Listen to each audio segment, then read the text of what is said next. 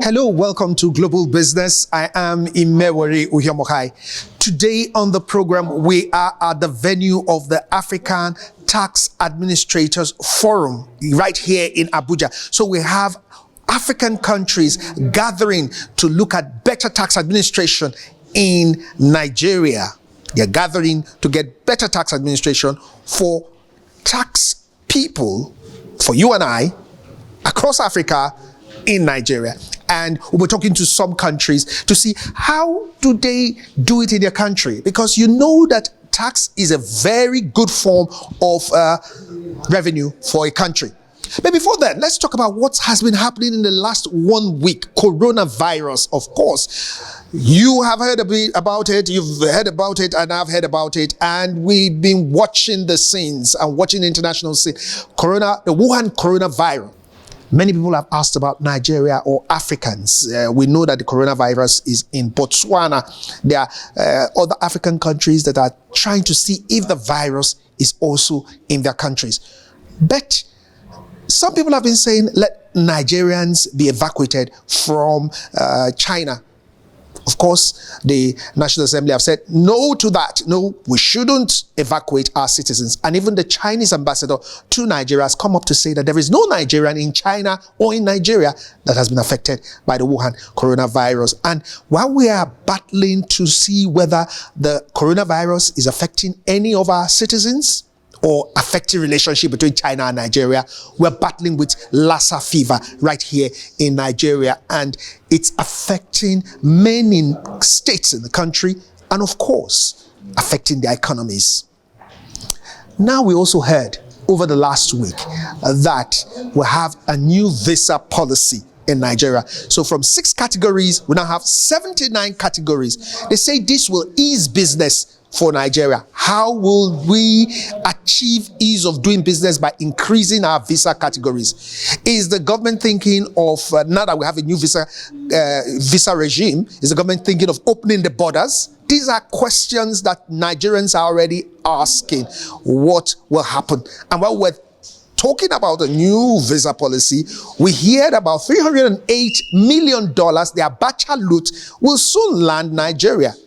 Some people say, we don't even know how much will actually come into the country, because United States, Nigeria, and the land of New Jersey signed an agreement last week that $308 million of Abacha loot be repatriated. Of course, there are fees that will be paid to the legal people. There are fees that will go to the US before the final sum comes to Nigeria. So we don't know how much. We'll be tracking some of these stories in later editions of Global Business. But today we are talking tax administration, like I told you, is a full package today on Global Business. Welcome again. First, let's go into the African Tax Administration Forum, see what they were having, and talk to some countries. Welcome. Have you missed out on any of the editions of Global Business? Then what are you waiting for? Visit our YouTube channel, youtube.com/Global Business on AIT, to catch up on all episodes of Global Business. Also, do follow us on Twitter at Ime Ohio, and our Facebook page, Global Business on AIT, for more info on Global Business. You can also send us a mail, globalbusinessonaIT@gmail.com, for feedback and enquiries. This year, it's bigger and better. Cinema Production, in collaboration with Fierce Media, brings you a classic music video promo. Is it gospel?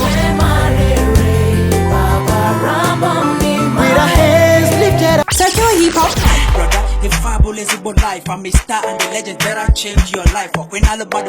Afrobeats, all music genres. We've got you fully covered. Shoot your musical video for 75,000 naira only. Oh my goodness! Get absolute value from our promo package as we send you on your way to stardom with a crispy clear video, high definition quality, best creative concept, all at an affordable price. Call us on 0905 1924 416 or 0701 0612 949. Send in your songs today as we create mad visuals for your hit music. Terms and conditions apply.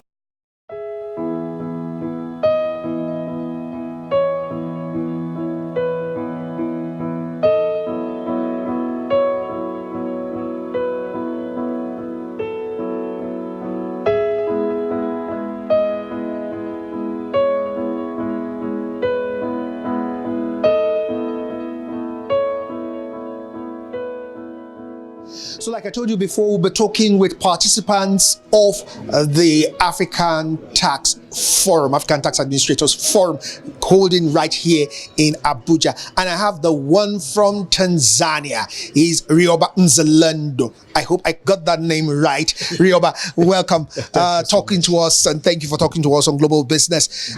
You know, in Tanzania, I was so amazed to hear that we have hawkers, caterers, masters of ceremonies, all being registered into the tax net. Rioba will be telling us more about that. Now, Rioba, tell us about your country's efforts to bring the informal sector into the tax net. Thank you, Mr. Iwori, for the sharing the experience from the Tanzania. As you said, my name is Rioba Mzarendo from the Tanzania Revenue Authority. Just to share the experience, what currently we are doing in Tanzania, the president came with an initiative to how to bring the small vendors and service providers into the tax net.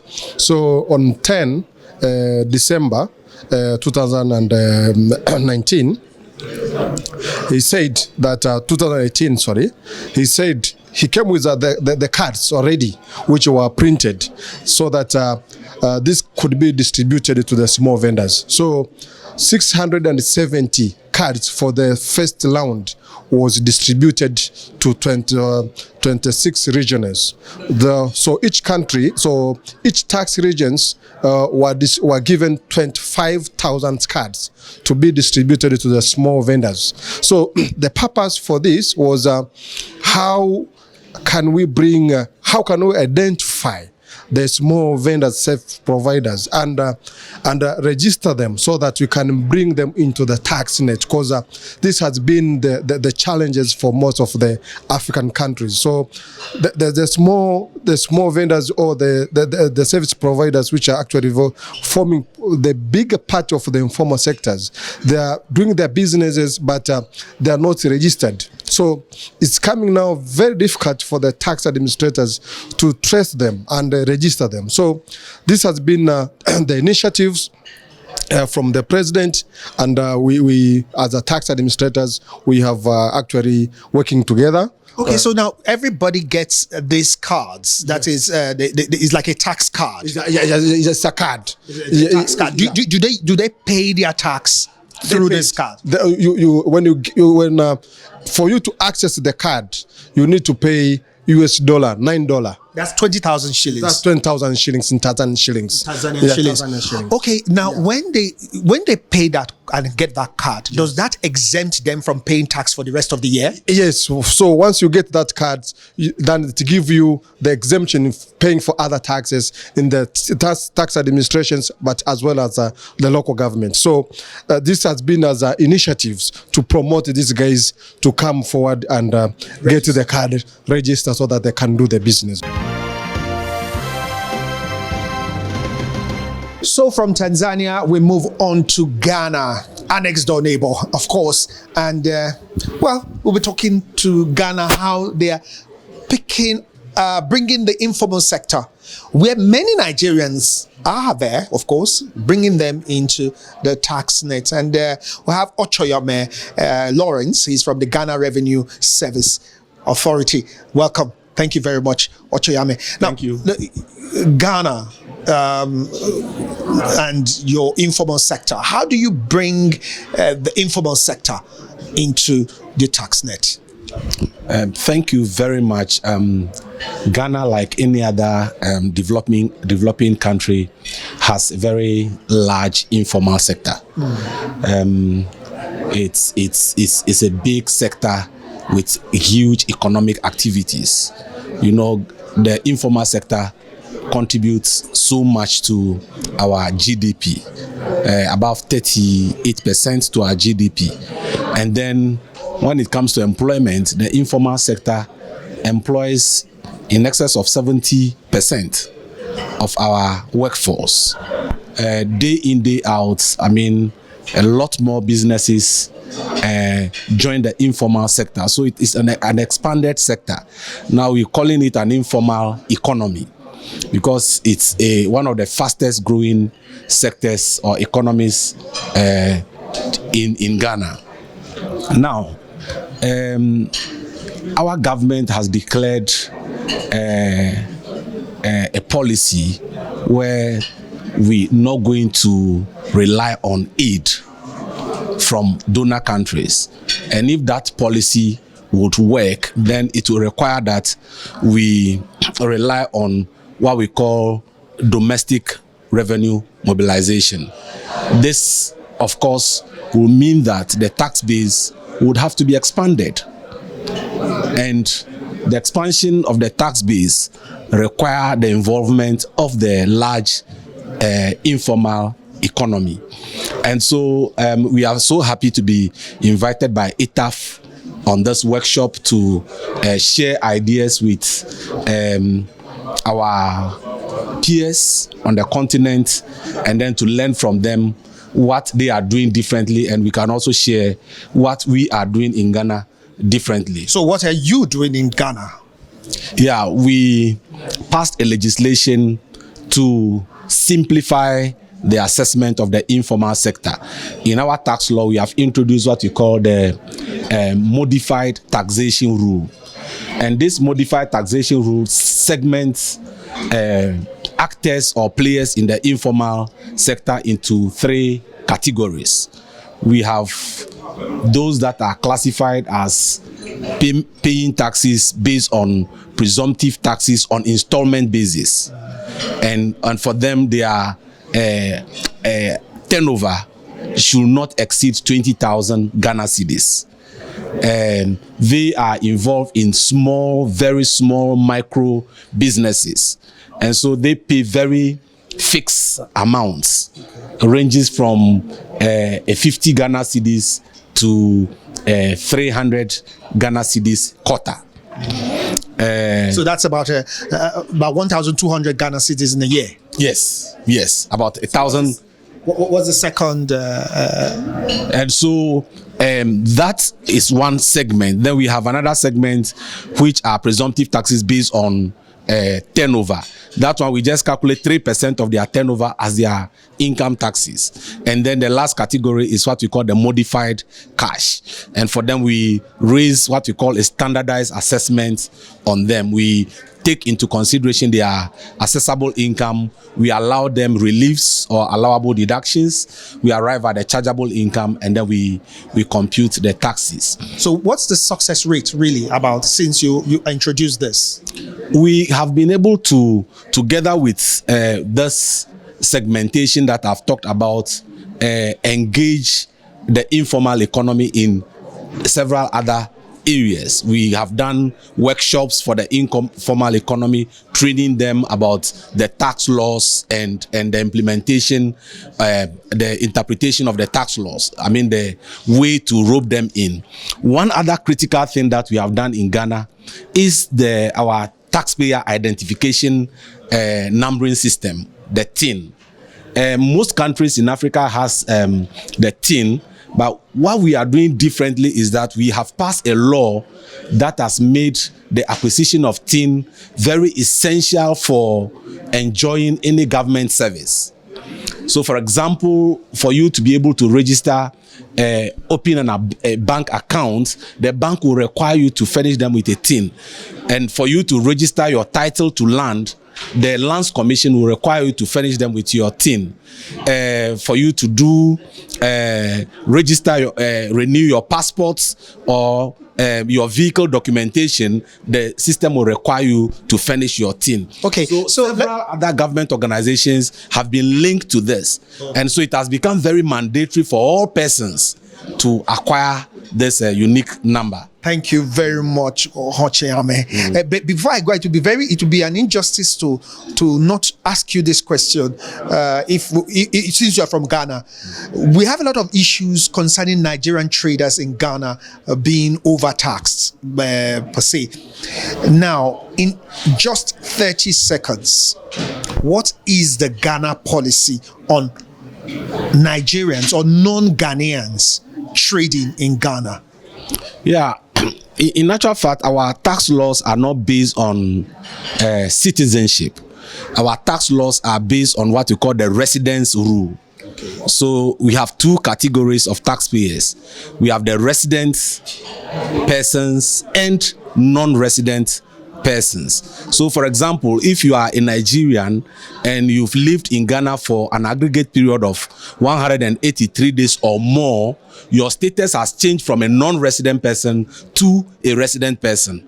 And so the treatment that we give to any Ghanaian is the same treatment that we give to the whoever. Once your status has changed from a non-resident person to a resident person, the only criteria is that you reside in Ghana for an aggregate period of 183 days or more. So you are saying that every Nigerian is being treated as a Ghanaian and they pay the same tax laws as Ghanaians. The same. And so why are Nigerian shops being locked in Ghana?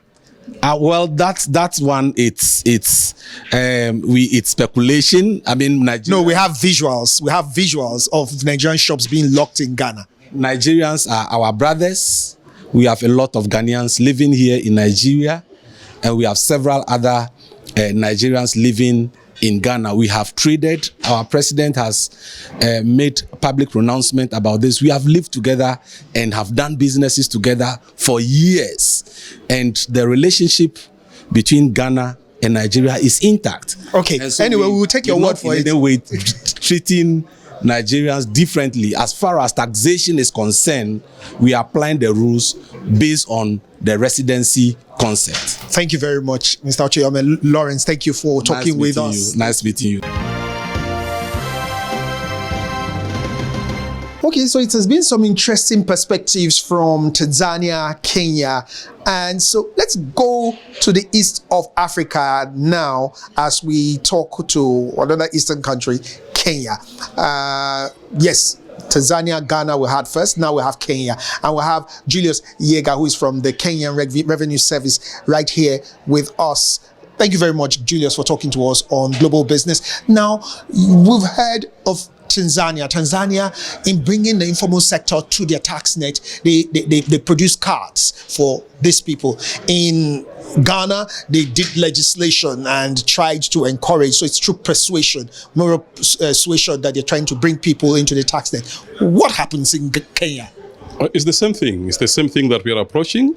In Kenya, what we have done through the Finance Act 2019, we have reintroduced the turnover tax. Turnover tax is to take care of the informal sector. We are saying that as a country, we cannot continue to rely on other donors to do that. And out of our population of about 49 million, less than 10 million are paying taxes. And this is basically from the formal tax bracket. So we're asking ourselves, what can happen if the informal sector is brought on board? And we believe that's where the answer is. Because from the statistics, informal sector employs 80% of Kenyans. And therefore, it has a lot to contribute to our tax regime. So what have we done? One, we have, through legislation, we have come up with the Finance Act of 2019 to make sure that all people in the informal sector pay their taxes. And the tax are known as turnover tax, which is charged at a rate of 3% of their gross sales. And this is a monthly tax. Okay. Yes. Okay, so how do you make this successful? Thank you. In Kenya, we're also very much known for our best usage of technology via M-Pesa. So all our taxpayers have been given a mobile app they can use and pay using M-Pesa. They simply get the pay bill number, which we have, and then they use their ID number. Those who cannot remember their PIN or personal identification number, we still encourage them to make use of their national identity number. So from that one, they can pay very easily. They don't have to come to the revenue body. No, they can pay even at the marketplace, even at night, whatever the time, they can pay their percentage. Actually, I was hearing about a country who takes a bus full of tax officers into the market and say, come pay your tax here. You can come pay it. I don't know that it's Kenya that does that. That is purely for marketing and for recruitment process. Okay, so you do that. You go into the market with your buses, and you don't say go to the offices. You say come in. We go to the people. You go to the taxpayers. You don't want to disturb them in their time. They don't have time to come to us, but we have time to go to them. Okay. At the same time, when we go to them, we train them, what we call Taxpayer Assistance Program, TAP. What happens is that we have to guide them on how do they file, how do they pay their taxes, and all that. Something again very important about the turnover tax is that it is a simple tax. Simple in the sense that you don't need to do a lot of mathematics. You tell us and we ask you how much have you done, and you say, let's say 5,000 Kenyan shillings, then we ask you to just pay 3% of that amount. So that's exactly what we are doing. So you don't have any range or category of people who are in business who do not even pay tax at all? No. At the moment, we are saying that there are those, of course, who cannot pay taxes because of what we call equity. There's what we call horizontal equity and vertical equity in terms of principles of taxation. Below a certain level, you cannot pay tax. But we are saying that we are encouraging all Kenyans to pay tax, all to pay tax. What has been the success rate so far? I mean, since the Finance Act of 2019, this is 2020 now. Yeah. What has been the success rate? Actually, as I talked to you, this is our first time. Earlier on, we had introduced the turnover tax, and we captured about 100 million in terms of tax, which of course was good. But then it was stopped so that we could do it again. But for now, this is the first month that they are going to pay. By 20th of February, we'll be able to tell how much it has now captured this month. So we are running it as a project, and we are seeing it becoming very successful. Okay, and so you can't really judge with challenges. You can't see challenges yet until you run it through at least for a year. No, challenges will always be there. One of the challenges that we'll definitely face is you must give capacity to the taxpayers. You must train them. So there are people who do not know what it is all about. We have to continue explaining to them. So as a government and as Kenya Revenue Authority, we have done publication to inform the taxpayers of their obligation when it comes to paying turnover tax from the informal sector. Something else that we have done also, we have picked on a few young graduates who will go to them and talk to them and see to it that tax are paid. Now, something else which we're also looking into is what I would call ease of doing business. And our country is run at the two levels of government, county government and the national government. So county government is helping us in the recruitment. You know, the informal sector are doing their business in local or municipalities, but for us, we call it county government. So when they go to ask for trading license, we ask them to pay a certain tax.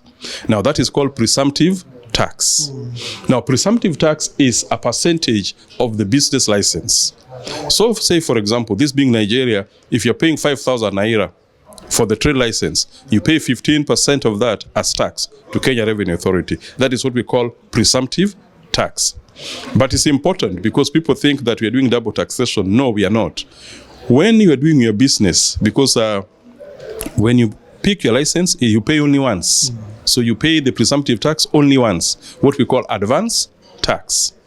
But then, later on, when you start running your business, every month when you pay your turnover tax, you knock out or you retain, you withhold what you had paid as presumptive tax. So as a country, we are doing well. And then technology for us is very advanced. Thank you very much. Yes, so because we are making use of that to make sure that the taxpayers do not have any challenges. So they make use of their mobile phones and come and pay.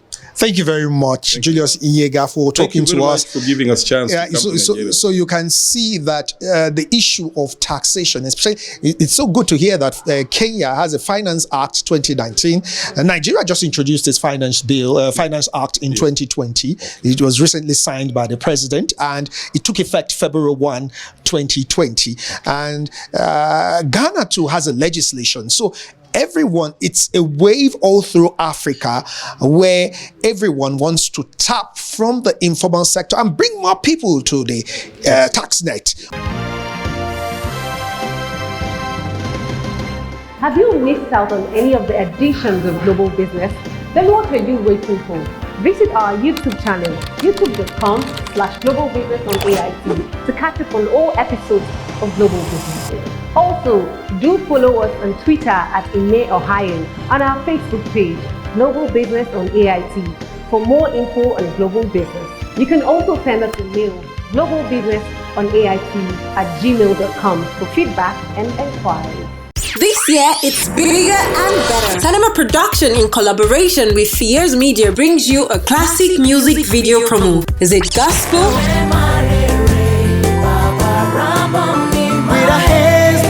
Secular hip hop?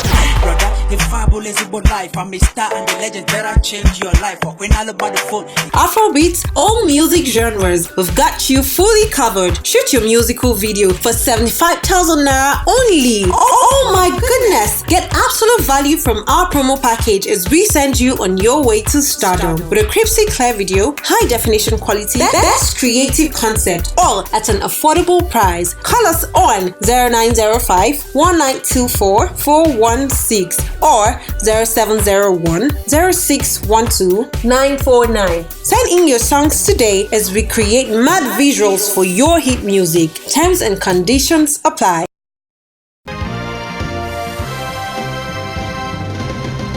So many views have vested from this edition of Global Business. I mean, you see the importance of bringing the informal sector to the tax net, and you see, of course, how the 7.5% increase in VAT is affecting some businesses, whereas others are rejoicing. I mean, I think that for me, the government has taken a good decision, especially excluding those whose turnover in a year is not up to 25 million. So kudos to government, at least they got this one right for tax.